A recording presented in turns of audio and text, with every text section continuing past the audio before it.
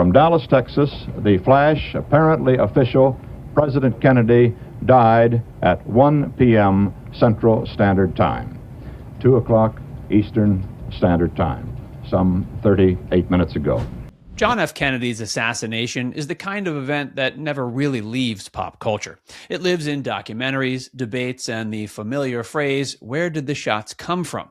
So when we say we finally have footage that could show the shooter, it instantly grabs attention. The claim circles around a lesser-known home movie called the Orville Nix film, shot on November 22, 1963 in Dealey Plaza. Unlike the famous Zapruder film angle, Nix's camera kept the grassy knoll in view during the crucial seconds. That single detail has made his footage a magnet for suspicion, analysis, and legal fighting for decades. Let's walk through who Nix was, what his film actually shows, why the original went missing, and why a new court battle is trying to bring it back into the light, because this story is all about whether a camera really caught what history still argues over. A man with an 8mm camera. Mr. Nix, where were you on November 22nd, 1963? Standing on the corner of Maine and Houston. And did you take any pictures of the presidential limousine as it went through Dealey Plaza? Yes, I've taken pictures before and after, before the assassination and during the assassination. Before we get into lawsuits and missing reels, it helps to hear it from the man who held the camera. In this interview, Orville Nix explains he was right there in Dealey Plaza, taking pictures and filming the motorcade, and that his camera captured the assassination as it happened. It's not a theory. It's a witness describing his own position in plain language. Nix was not a professional news cameraman. He was an engineer in Dallas carrying a Keystone Auto Zoom model K810 8mm movie camera, the kind people used for family reels and local events. On November 22nd, he stepped out to record the president's motorcade, expecting a keepsake and ending up with footage that would be analyzed for decades. He started near the intersection of Main Street and Houston Street, filming as the limousine approached. Then he moved west along Main, about 20 to 60 feet, and ended up on the south curb. From there, his frame held the grassy knoll behind the passing car, which is why his film still sits at the center of the second shooter debate. The drawback is that the footage is visually challenging. Nix used Type A film designed for indoor use and did not have the filter that would normally correct it for daylight. The image is darker than many other films shot that day, which makes distant details harder to pin down and easier to argue about. What the Nix film shows.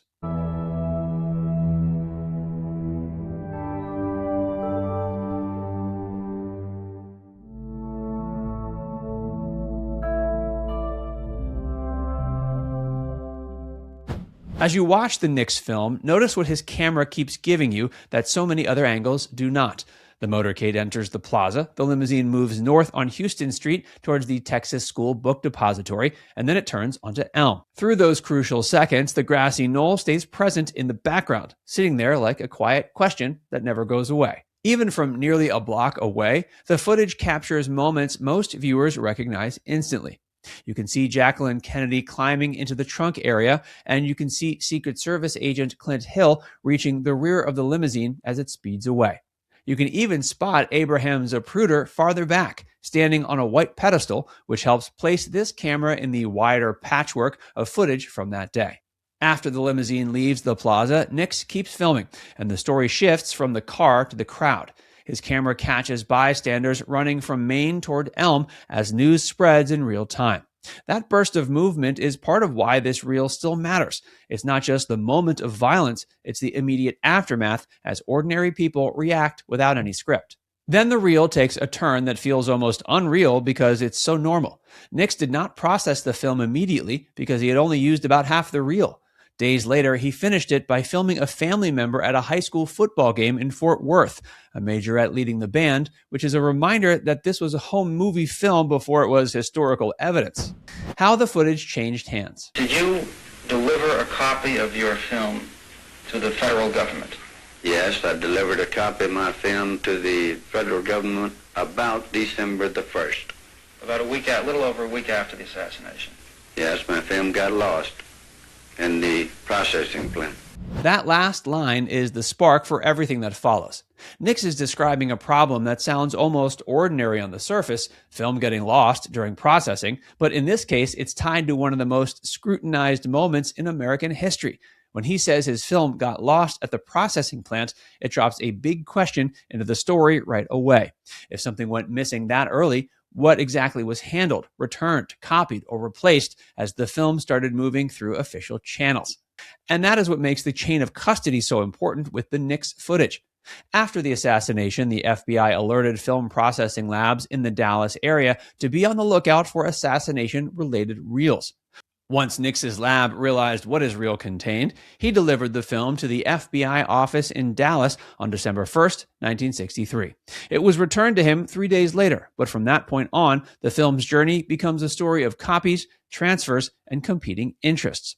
Within the week, the film entered the media world. United Press International purchased the copyright for $5,000 and took possession of the original copy. Frame enlargements were distributed to news subscribers, and the footage became a licensed asset that reappeared in broadcasts and documentaries for years, which meant more duplication and more opportunities for the original to become harder to track. By 1978, the film was important enough to be examined during the work of the House Select Committee on Assassinations. Later, when UPI returned the copyright and its copies to the Nix family in 1992, the original version was missing. The family eventually assigned the film's copyright to the Dallas County Historical Foundation, which operates the 6th-floor museum at Dealey Plaza. But the original 8mm reel remained unaccounted for. And that missing reel is the center of the current legal fight. Did you think at that time that the shots came from the book depository building? No, I thought it came from a fence between the book depository and the railroad track. Does anyone else who you know or who you've spoken with also believe that the shots came from there? Most everyone thought it came from the fence behind the book depository.